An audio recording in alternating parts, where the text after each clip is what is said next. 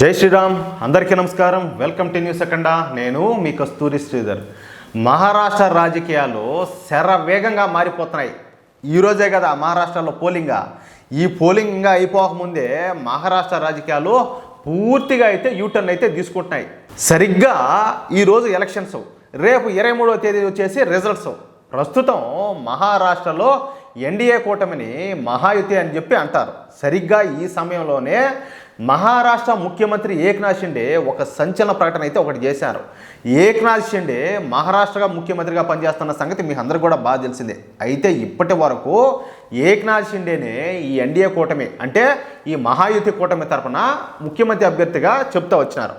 కానీ సడన్గా నిన్న మహారాష్ట్ర ముఖ్యమంత్రి ఏక్నాథ్ షిండే గారు మాట్లాడుతూ తాను ముఖ్యమంత్రి అభ్యర్థి రేసులో నేను లేను, నాకు మరొకసారి సీఎం కావాలన్న ఆశ నాకు లేదు, అయితే ఈసారి కూడా ఎన్డీఏ కూటమి నుంచే ముఖ్యమంత్రి అయితే వస్తాడు, కానీ నేనైతే కాదంటూ ఒక సంచలనమైనటువంటి ఒక ప్రకటన అయితే చేసినాడు. ఏక్నాథ్ షిండే చేసినటువంటి ఈ ప్రకటనతో ఒక్కసారిగా మహారాష్ట్ర రాజకీయాలు అయితే మలుపు తిరిగిపోయినాయి.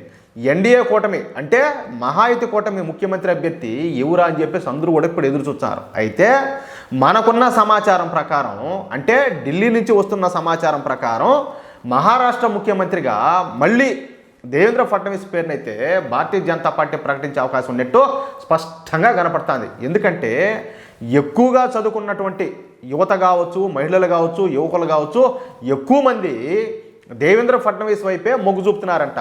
నిజానికి ఏక్నాథ్ షిండే చెప్పుకోదగ్గ స్థాయిలో పరిపాలన చేసినప్పటికీ కూడా మెజారిటీ ఓటర్లు మాత్రం దేవేంద్ర ఫడ్నవీస్ వైపే మొగ్గు చూపుతా ఉన్నట్టు కనపడుతుంది. దీంతో సడన్గా కరెక్ట్గా ఎన్నికల ముందు ఈ ఏక్నాథ్ షిండే అయితే ఈ వ్యాఖ్యలు అయితే చేసినట్టు తెలుస్తుంది. అయితే ఎన్డీఏ కూటమిలో ఉన్నటువంటి అజిత్ పవార్ను మాత్రం ఎంత మాత్రం నమ్మలేం.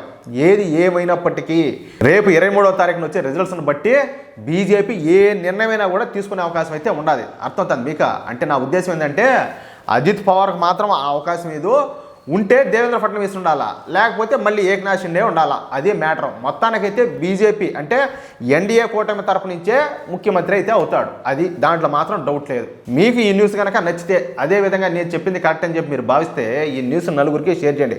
అలాగే ప్రతి ఒక్కరు కూడా ఎవరు ముఖ్యమంత్రి అయితే బాగుంటుందన్న అభిప్రాయం పైన మీ యొక్క అమూల్యమైన అభిప్రాయాలు అయితే కామెంట్ రూపంలో తెలియజేయండి.